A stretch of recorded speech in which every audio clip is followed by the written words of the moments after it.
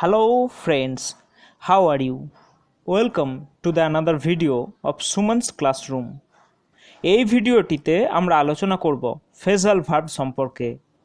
অর্থাৎ phrasal verb কি, phrasal verb কোথায় কোথায় বসে এবং কিছু গুরুত্বপূর্ণ ফ্রেজাল ভার্ব সম্পর্কে।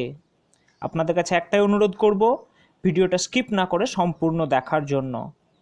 ভিডিওটা ভালো লাগলে লাইক করবেন, শেয়ার করবেন এবং চ্যানেলটা সাবস্ক্রাইব করবেন। Let's start.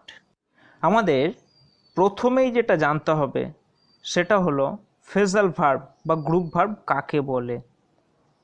A group verb is a verb that is used to function with some word, a preposition or even an adverb as a group to convey a sense. This is also known as phrasal verb. তো খুব সহজভাবে বললে কি বলা হবে না, যখন একটি ক্রিয়াপদ একটি প্রিপোজিশন বা একটি অ্যাডভার্বিয়াল পার্টিসিপল গ্রহণ করে একটি যৌগিক ক্রিয়ায় পরিণত হয় এবং একটি বিশেষ অর্থ প্রকাশ করে, তখন তাকে গ্রুপ ভার্ব বা প্রিপোজিশনাল ভার্ব বা ফ্রেজাল ভার্ব বলে। অর্থাৎ এই ফ্রেজাল ভার্ব বা গ্রুপ ভার্ব গঠিত হয় একটি প্রিপোজিশন বা একটি অ্যাডভার্বিয়াল ফ্রেজের সঙ্গে একটি ভার্ব মিলে, এবং এই সমস্ত জিনিসগুলি মিলে সেটি একটি কম্পাউন্ড ওয়ার্ড বা যৌগিক ক্রিয়ায় পরিণত হয়। এবং মনে রাখতে হবে যে কোনো একটা ওয়ার্ড বা কোনো একটা ভার্ব তার যে অর্থ প্রকাশ করে ফ্রেজাল ভার্ব হিসেবে যখন ব্যবহৃত হয় তখন কিন্তু তার অর্থের পরিবর্তন ঘটে। Here are some list of important phrasal verbs. Ask for. Ask for মানে চাওয়া। তো কি হিসেবে বাক্যে প্রয়োগ হয়? Example, he asked for, prayed for a loan of 1000 rupees. Say prayed for চেয়েছিল a loan of 1000 rupees, 1000 টাকা লোন হিসেবে। তো এখানে এই যে prayed for এই শব্দটার তলায় আন্ডারলাইন থাকবে এবং আপনাকে যেটা করতে হবে সেটা হলো ask for ব্যবহার করতে হবে। এবং যেহেতু এখানে প্রেড PRAYED অর্থাৎ পাস্ট ফর্মে আছে, সেক্ষেত্রে মনে রাখতে হবে ভার্বেরও পাস্ট ফর্ম ব্যবহার করতে হবে এবং সেই জন্য এখানে হয়ে গেছে asked for. Next, blow out. Blow out means নেভানো অর্থাৎ extinguish. Blow out the lamp, বাতিটা নিভিয়ে দাও। ব্রেকআপ। ব্রেকআপ মিন্স শেষ হওয়া। Our school breaks up closes at 4:30 PM. আমাদের বিদ্যালয় ছুটি হয় 4:30 সময়ে। ব্রেক ডাউন ভেঙে পড়া। The man's health broke down. Failed because of his addiction of drinking, লোকটার স্বাস্থ্য ভেঙে পড়েছে অতিরিক্ত মদ্যপানের কারণে। তো আমি বারবার যেটা বলছি, ভার্বের যে ফর্ম দেয়া থাকবে ফ্রেজাল ভার্বের ফর্মও কিন্তু সেই ফর্মে করতে হবে।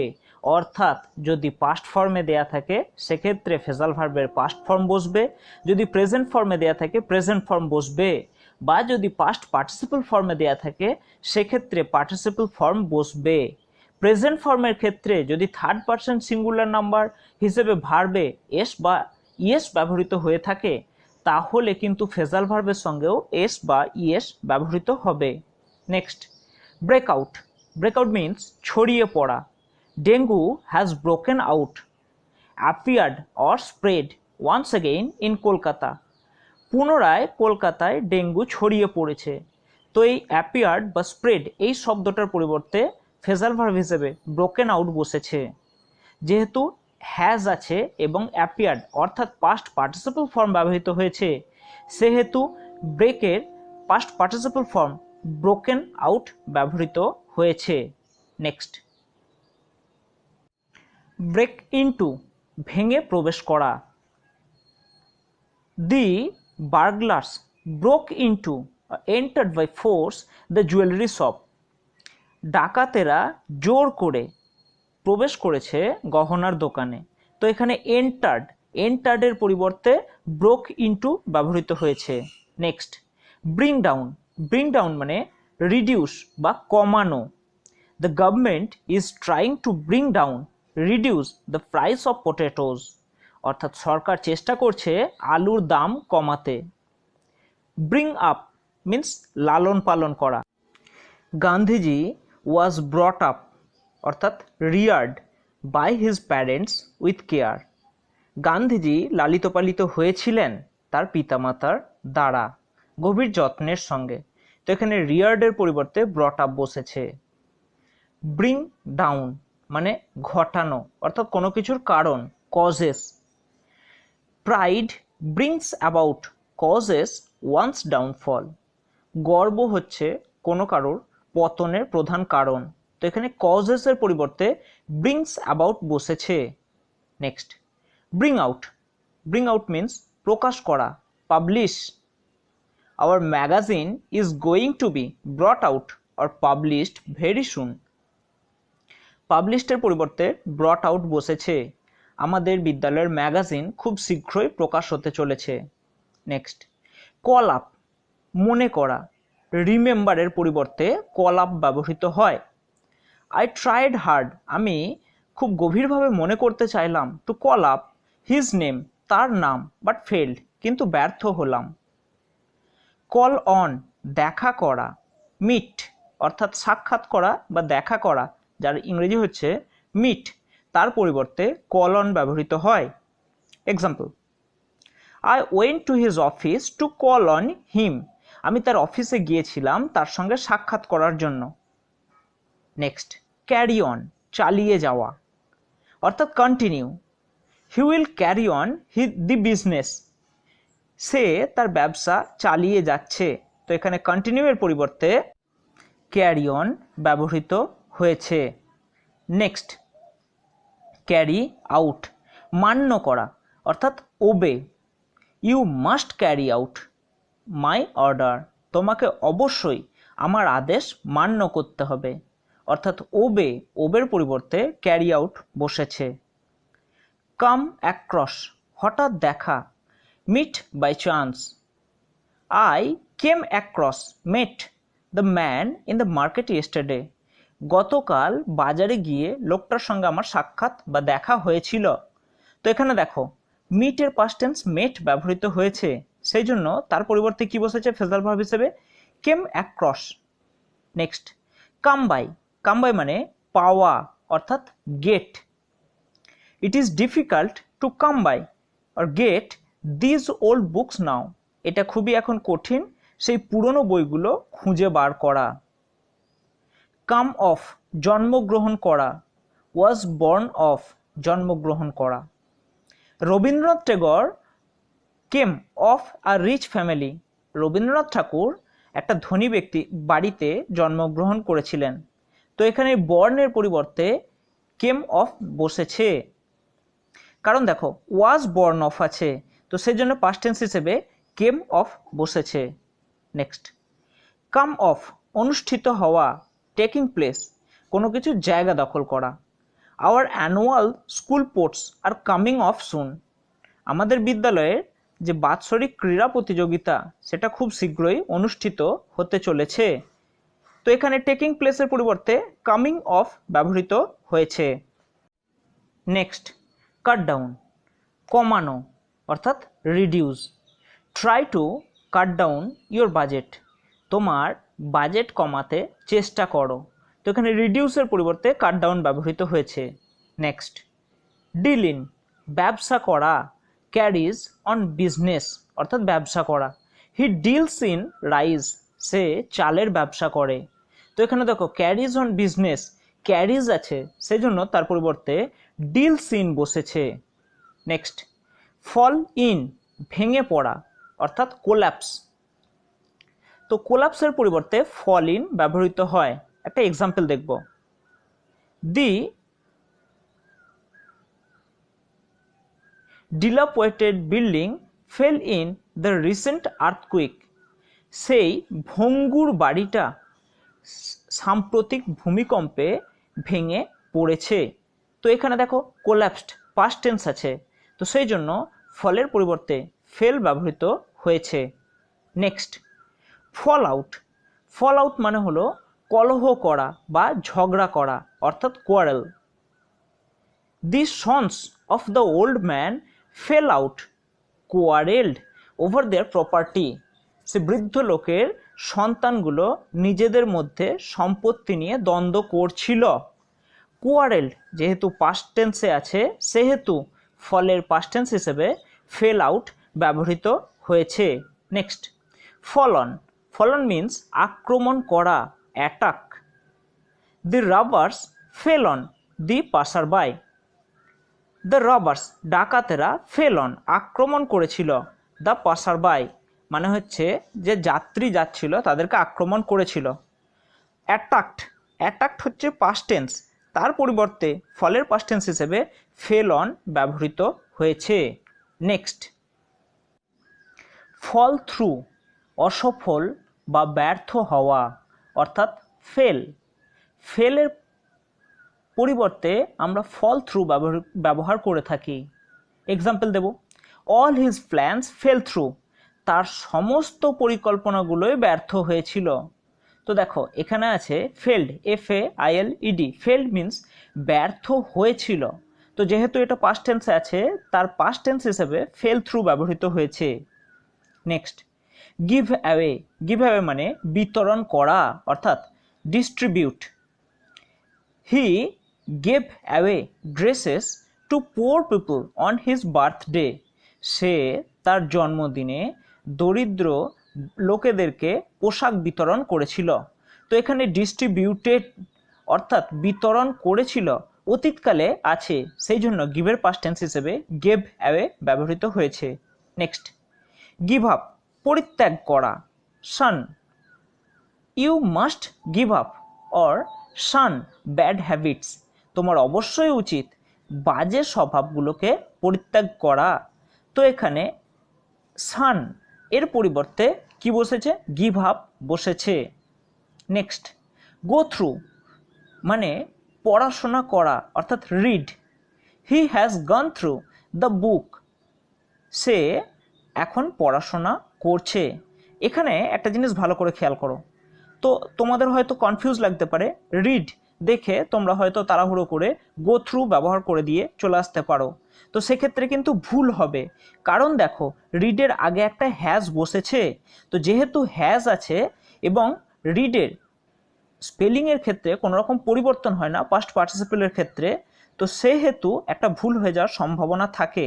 তো সেই জন্য আমাদের প্রথম লক্ষ্য করতে হবে, যেহেতু হ্যাজ আছে গন থ্রু বসবে।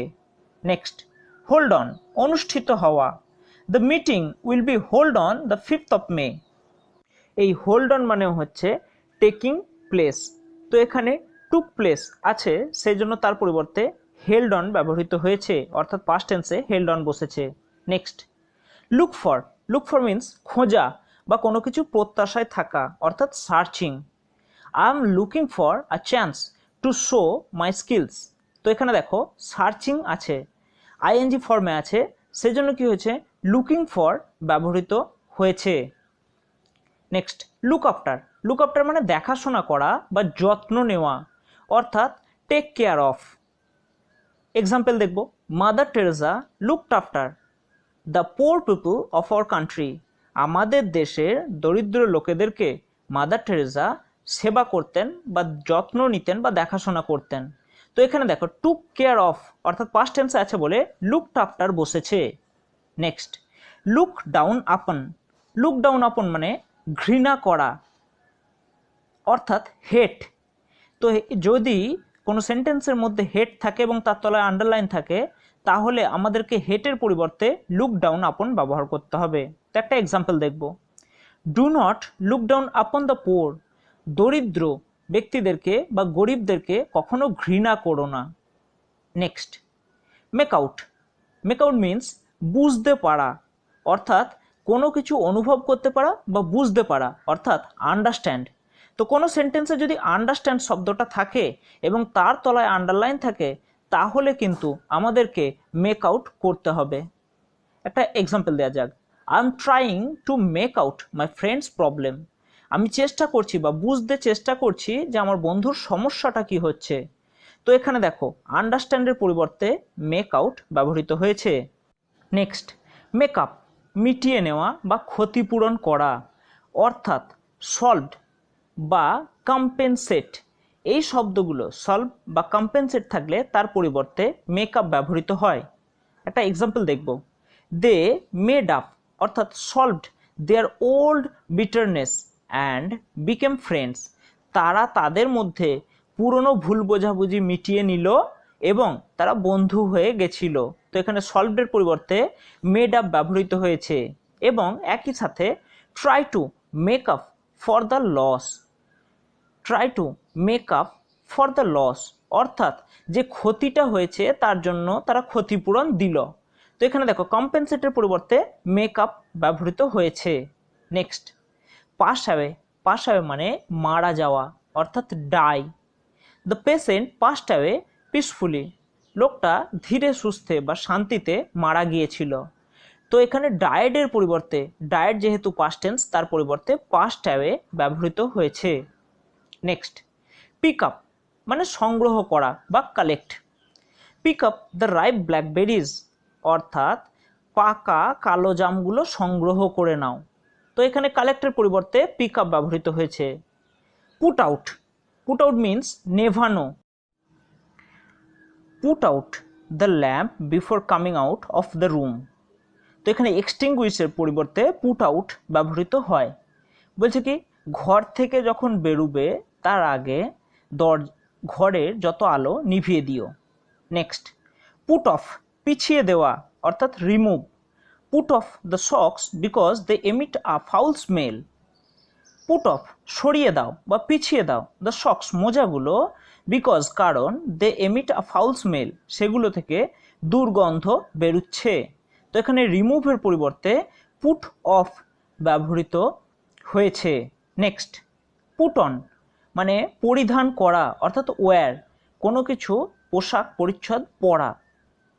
The little girl put on new dress, ছোট্ট মেয়েটা নতুন পোশাকগুলি পরে নিল। এখানে ওয়্যারের পরিবর্তে পুট অন ব্যবহৃত হয়েছে। Next, put up with means সহ্য করা অর্থাৎ tolerate.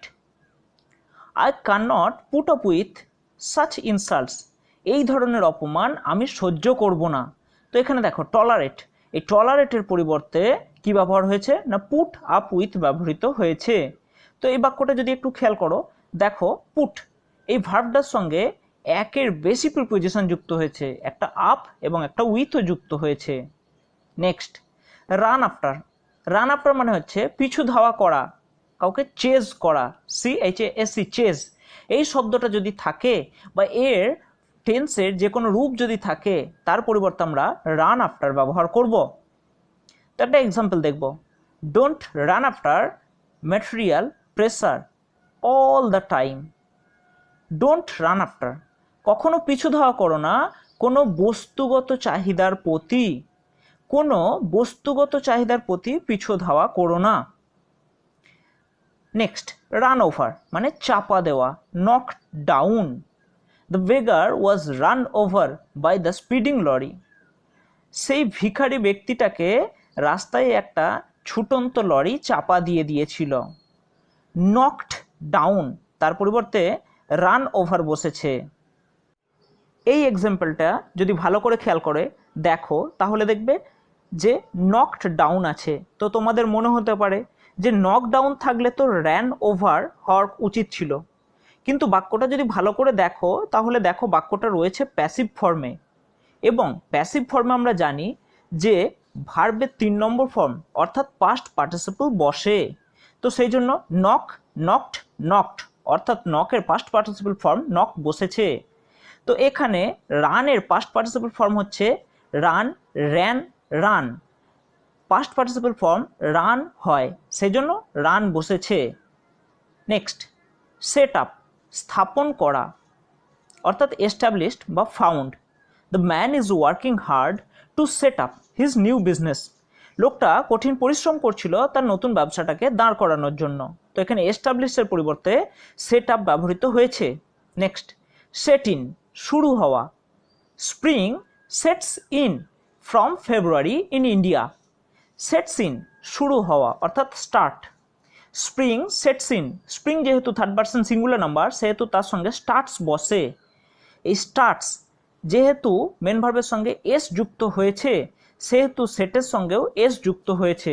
From February in India, বসন্তকাল ফেব্রুয়ারি মাস থেকে ভারতবর্ষে শুরু হয়। নেক্সট, টার্ন ডাউন বাতিল করা অর্থাৎ reject. I turn down his proposal, আমি তার প্রস্তাবটা বাতিল করেছিলাম।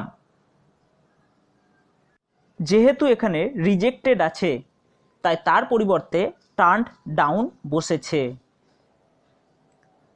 মোটামুটি এই কটি ফ্রেজাল ভার্ব তোমরা যদি ভালো করে মুখস্থ করতে পারো তাহলে মোটামুটি ক্লাস 7, 8, 9, 10 বা যে কোনো কম্পিটিটিভ পরীক্ষার ক্ষেত্রে তোমরা এগুলো কমন পেয়ে যাবে। কারণ অনেকগুলো কম্পিটিটিভ এক্সাম বা বিভিন্ন রকমের টেস্ট পেপারের পেজ থেকে আমি ম্যাক্সিমাম ক্ষেত্রে এইগুলোই করেছি। তবে তোমরা যত বেশি সংখ্যক মুখস্থ করতে পারবে তত বেশি সংখ্যক তোমাদের কিন্তু কাজে লাগবে।